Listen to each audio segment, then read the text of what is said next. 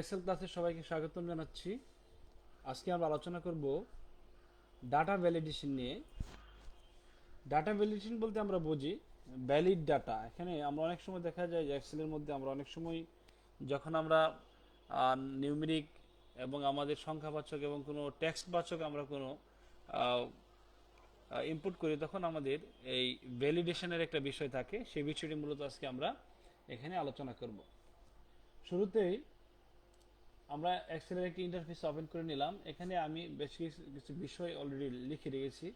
Whole number এক নম্বরে আমরা দেখব, তারপর দেখব টেক্সট লেংথ, তারপরে দেখব ডেট, তারপরে দেখব ড্রপ ডাউন লিস্ট, তারপর দেখব আমরা ইনপুট মেসেজ।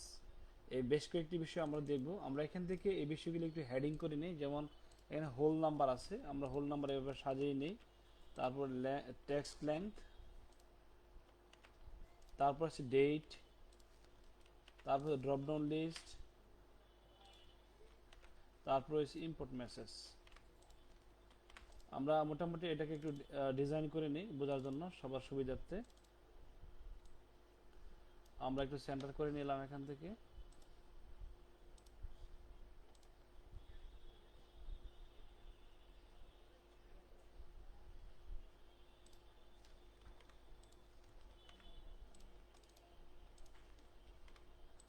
ইম্পোর্ট মেসেজ, ওকে।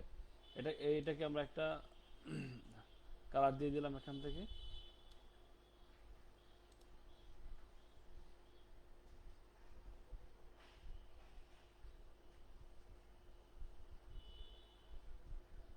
আমরা এই কালার দিলাম এখান থেকে। আমরা ফ্রন্ট কালারটা এখানে চেঞ্জ করে দিই। ফ্রন্ট কালারটা এখান থেকে সাদা দিয়ে দিলাম, অথবা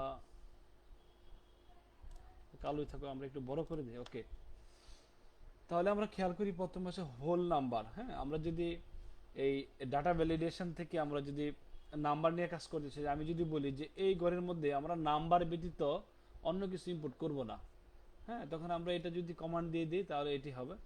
আমরা নাম্বারের মধ্যে কত দিব সেটা হইতে পারে 0 থেকে 100, 100 পর্যন্ত আমরা ডাটা এখানে ইনপুট করতে পারবো। এর বেশি ডাটা ইনপুট করতে পারবো না। এটাই হলো ডাটা ভ্যালিডেশন। আমি যাতে আমার অজান্তে ভুলে ক্রমে যাতে এই ঘরে আমার এই নাম্বারের বদলি কোনো ধরনের টেক্সট যাতে ইম্পোর্ট না করতে পারি, কোনো ধরনের ডেট যাতে ইম্পোর্ট না করতে পারি, সেই বিষয়টি মূলত আজকে আমরা বিষয়টি পার্ট বাই পার্ট দেখানোর চেষ্টা করব। প্রথমেই আমরা যদি দেখি হোল নাম্বার, আমরা এটাকে একটু বর্ডার দিয়ে নিলাম এখান থেকে বোঝার সুবিধার্থে। আমরা একটা বর্ডার দিয়ে নিলাম, ওকে। তারপর আমরা এখানে হোল নাম্বার যদি আমরা এই গড় এভাবে সিলেক্ট করি, সিলেক্ট করার পর আমরা যদি ডাটাতে যাই, ডাটাতে একটা অপশন আছে, খেয়াল করি যে ডাটা ভ্যালিডেশন, খেয়াল করি এই যে ডাটা ভ্যালিডেশন ক্লিক দিলে এরকম একটা পপ আপ মেনু আমাদের সামনে ওপেন হবে। এখান থেকে খেয়াল করো এনি ভ্যালু, আমরা ঘরের মধ্যে এখনো পর্যন্ত কি করতে পারবো, এনি ভ্যালু মানে কি, সেটা হইতে পারে নাম্বার হইতে পারে, সেটা টেক্সট হইতে পারে, সেটা ডেট হইতে পারে, এখান থেকে আমরা এন্ট্রি করতে পারতেছি, ঠিক না?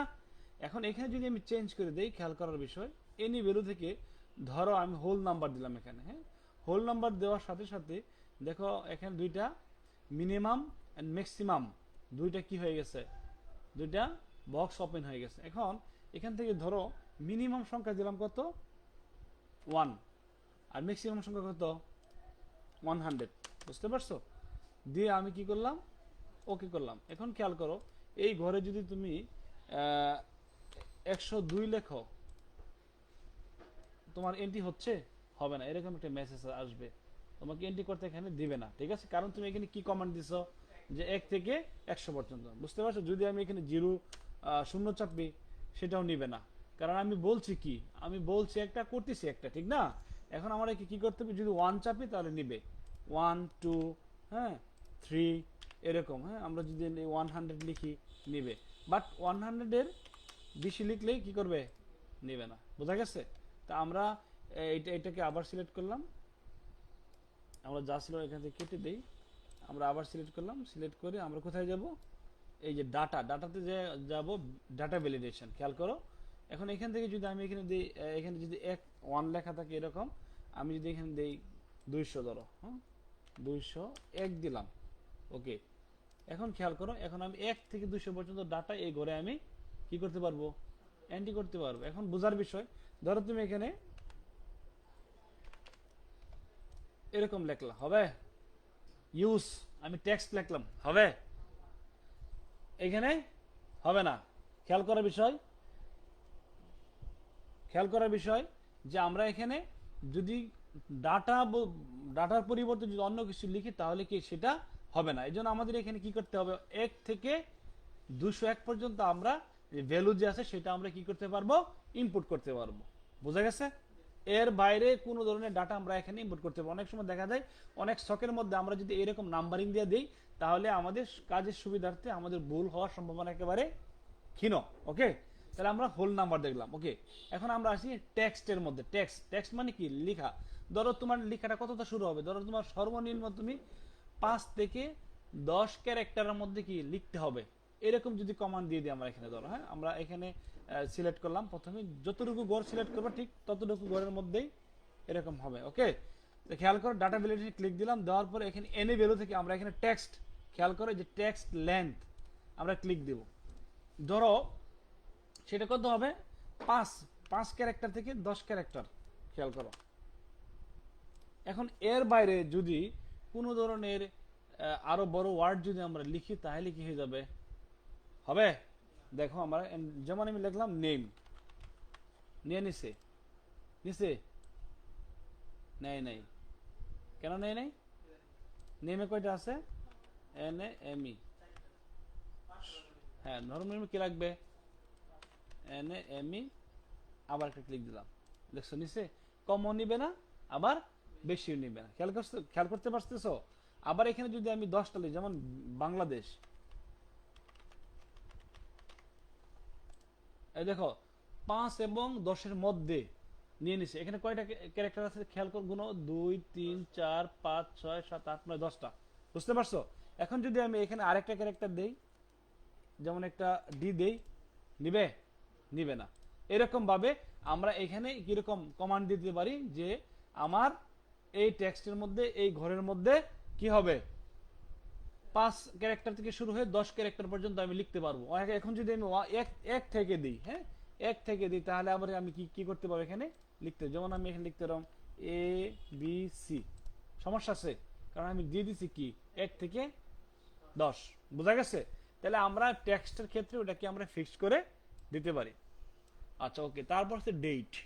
ডেটের ক্ষেত্রে আমরা একই কমান্ড দিতে পারি। আমরা এই ঘরটাকে সিলেক্ট করলাম, সিলেক্ট করার পরে আমরা ডাটা ভ্যালিডেশন চলে যাব। এখান থেকে খেয়াল করো এখানে ডেট আছে, দেখো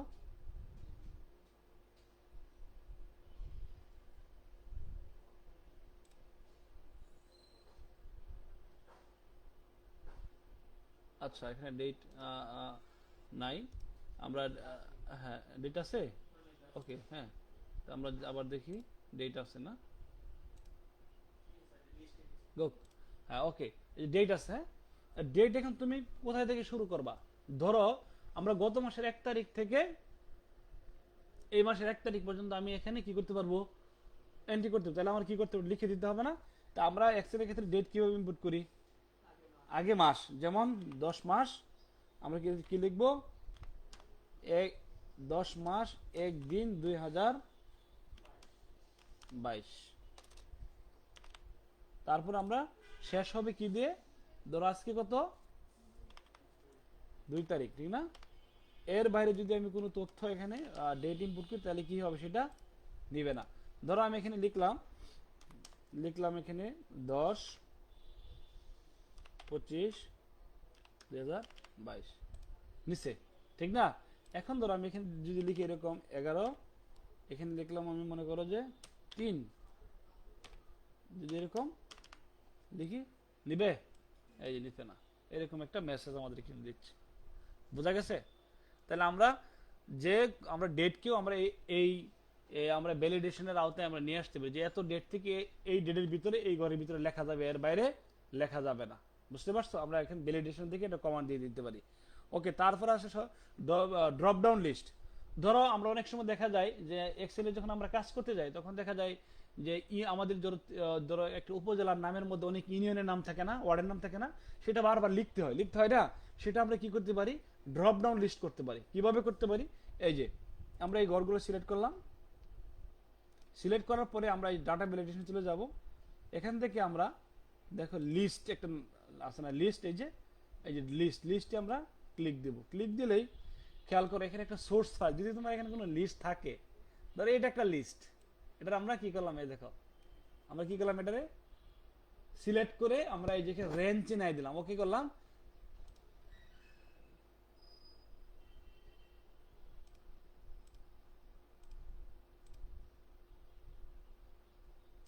আচ্ছা ওকে, তাহলে আমরা এটা এটা আমরা নিব না, আমরা এখানে লিখে দেবো। হ্যাঁ, ধরো আমরা এখানে লিখলাম, ধরো আমি লিখলাম এখানে আমিরা বাড়ি, কমা ত্রিশাল, লিখলাম রামপুর, লিখলাম আমি বইল, এরকম দিয়ে আমি এখানে ইম্পোর্ট দিলাম। এখন খেয়াল করো,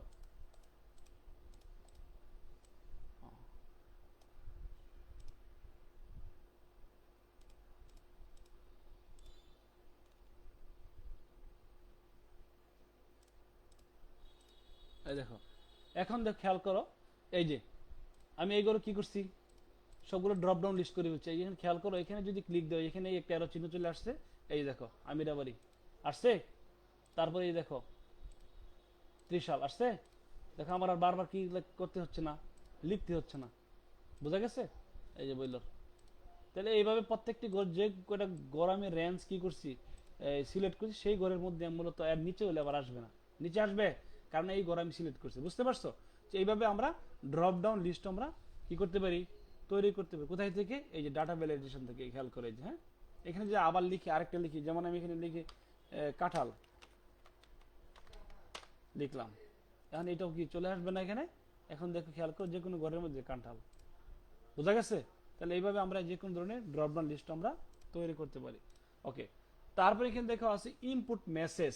আমরা যখন ভুল তথ্য লিখি, ধরো আমি এখানে যদি যদি আমি এখানে যদি এরকম নাম্বার লিখি, এখানে আমার লেখার কথা এখানে কি সিলেক্ট করার কথা, ড্রপ ডাউন লিস্ট করার কথা, ঠিক না।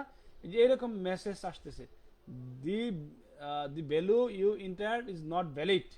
এখন এই মেসেজটা তুমি কি করতে পারবা, চেঞ্জ করে দিতে পারবা। কিভাবে, তুমি তোমার মতো করে মেসেজ দিতে পারবা। ওকে, তো কেমনে দিবাম আমরা, ধরো এই ঘরে আমরা ধরো আমরা এটা সিলেক্ট করলাম, আর আমরা এটা সিলেক্ট করলাম, সিলেক্ট করার পরে আমরা এখানে ডাটা ভ্যালিডেশন গেলাম, এই যে ইনপুট মেসেজ, হ্যাঁ মেসেজটা কি দিলা, স্টপ দিলা, ধরো স্টপ বা নট ভ্যালিড, নট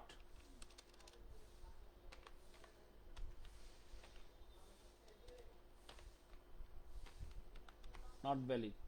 ওকে, এটা দিলা, দিয়ে তুমি ওকে দিলা।